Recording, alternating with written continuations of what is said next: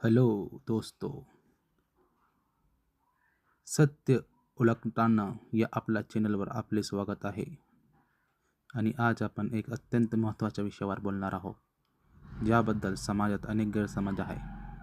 आपण बोलणार आहोत इस्लामचे संस्थापक प्रेषित मोहम्मद सल्लल्लाहु अलैहि वसल्लम यांच्याविषयी. अनेकदा त्यांच्याबद्दल अपुरी माहिती किंवा चुकीची माहिती पसरली जाते, ज्यामुळे त्यांच्या प्रतिमेला धक्का लागतो. आज आपण त्यांच्या जीवनात काही महत्त्वाचे पैलूवर प्रकाश टाकून हे गैरसमज दूर करण्यासाठी प्रयत्न करणार आहोत. प्रेषित मोहम्मद सल्लल्लाहु अलैहि वसल्लम कोण होते? त्यांचा जन्म 570 मक्का या शहरात झाला.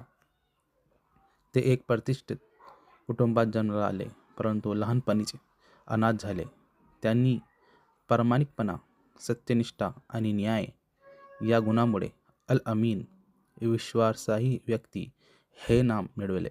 वयाच्या 40 या वर्षी त्यांना अल्लाहकडून पहिली ईश्वरी घोषणा झाली आणि त्यानंतर त्यांनी लोकांना एकाच अल्लाहची उपासना करण्याचा संदेश दिला.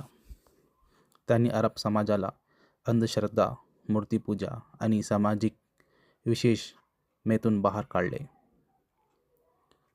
प्रेषित मोहम्मद सल्लल्लाहु अलैहि वसल्लम यांच्याबद्दल सर्वात मोठा गैरसमज म्हणजे इस्लाम तलवारीच्या जोरावर पसरला गेला. पण हे कितपत सत्य आहे? सत्य काय आहे? इस्लाम सक्ती किंवा जबरदस्तीचा निषेध करतो. पवित्र कुराणमध्ये स्पष्ट म्हटले आहे, धर्माच्या बाबतीत कोणतीही सक्ती नाही.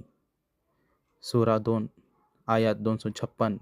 प्रेषित मोहम्मद सल्लल्लाहु अलैहि वसल्लम यांनी अनेक वर्ष मक्केत शांततेने इस्लामचा संदेश दिला. त्यावेळी त्यांना आणि त्यांच्या अनुयायांना प्रचंड छळ सहन करावा लागला.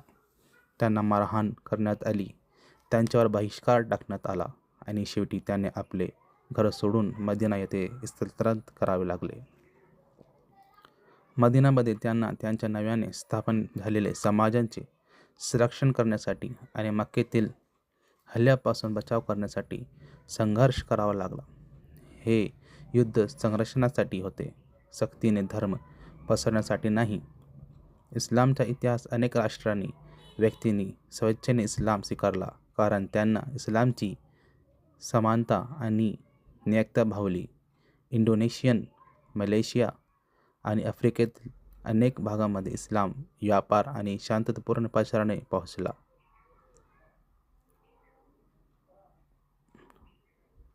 दुसरा गैरसमज म्हणजे प्रेषित मोहम्मद सल्लल्लाहु अलैहि वसल्लम हे युद्धखोर होते किंवा महिलांना दुय्यम दर्जा देत होते. सत्य काय आहे? प्रेषित मोहम्मद सल्लल्लाहु अलैहि वसल्लम यांनी नेहमी शांततेला प्राधान्य दिला. त्यांनी अनेकदा कराराद्वारे आणि वाटाघाटीद्वारे संघर्ष टाळण्यासाठी प्रयत्न केला. उदा. हुदैबिया तह युद्ध केवळ आत्मसंरक्षणासाठी आणि जुलूम विरुद्ध लढण्यासाठी परवानगी होते. तेही कठोर नियमाखाली स्त्रिया, मुले, वृद्ध आणि धर्मगुरूंना इजा पोहोचवण्यास सक्त मनाई होती. झाडे तोडण्यास किंवा इमारती ध्वस्त करण्यास देखील मनाई होती. महिलांच्या बाबतीत प्रेषित मोहम्मद सल्लल्लाहु अलैहि वसल्लम यांनी महिलांना त्यांचे हक परत मिळवून दिले. त्या काळात अरब समाजात महिलांना फारसे हक नव्हते. मुलीला जेवत गाळले जाईल. प्रेषितांनी महिलांना शिक्षणाचे, संपत्तीचे, मतदानाचे, स्वतःचे विवाह निवडण्याचे हक्क दिले. त्यांनी महिलांना आदर आणि संरक्षण देण्याचे आदेश दिले. त्यांची पत्नी खदिजा एक यशस्वी व्यापारी होती आणि ते त्यांचा खूप आदर करत होते. त्यांनी अनेक स्त्रिया मतांना महत्त्व दिले. सत्य काय आहे? प्रेषित मोहम्मद सल्लम हे संपूर्ण मानवतेसाठी रहमत म्हणून आले आहोत. कुराण त्यांना विश्वासाठी रहमत सूरा 21 आयात 107 असे संबोधते. त्याने केवळ मुस्लिमांसाठी नव्हे तर सर्व मानवतेसाठी नैतिकता, न्याय आणि शांततेचा संदेश दिला. त्यांनी ख्रिश्चन, ज्यू आणि इतर धर्मियांना आदर देण्यास शिकवले आणि त्यांच्या धार्मिक स्वातंत्र्याचे रक्षण केले. प्रेषित मोहम्मद सल्लल्लाहु अलैहि वसल्लम यांनी कधीही निरपराध लोकांच्या हत्येत किंवा दहशतवादाचे समर्थन केले नाही. उलट त्यांनी शांतता आणि मानवी जीवनाचा आदर करण्यासाठी शिकवले. ज्याने एक निरपराध व्यक्तीची हत्या केली, ज्याने जणू संपूर्ण मानवाची हत्या केली असे कुराणात म्हटले आहे. देशात वाद, हिंसक कृत्य इस्लामच्या शिकवण्याच्या पूर्णपणे विरुद्ध आहे. जे लोक या नावाखाली हिंसा करतात ते प्रेषितांची शिकवणीचे पालन करत नाही.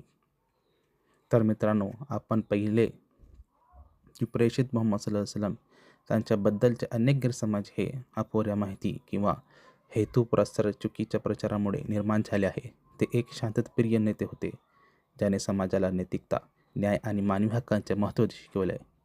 त्यांनी महिलांना सन्मान दिला, गरिबांना दया केली आणि सर्व मानवतेसाठी एक आदर्श घालून दिला. त्यांच्या जीवनावर खरे सारे प्रेम, सहानुभूती, न्याय आणि शांतता हे होते. कोणत्याही धर्माच्या किंवा व्यक्तीला केवळ काही लोकांमुळे किंवा चुकीच्या माहितीमुळे बदनाम करणे योग्य नाही. आपण सर्वांनी सत्य जाणून घेण्याचा प्रयत्न केला पाहिजे आणि एकमेकांचा आदर केला पाहिजे.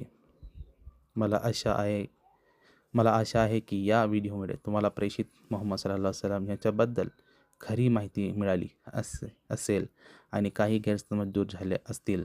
तुम्हाला हा व्हिडिओ कसा वाटला हे कमेंटमध्ये नक्कीच कळवा. जर तुम्हाला अशाच माहितीपूर्ण व्हिडिओमध्ये स्वारस्य असेल तर आमच्या चॅनलचा सबस्क्राईब करा, व्हिडिओला लाईक करा आणि आपल्या मित्रासोबत शेअर करा. पुन्हा भेटूया तुमच्या व्हिडिओमध्ये. तोपर्यंत धन्यवाद. अस्सलामु अलैकुम.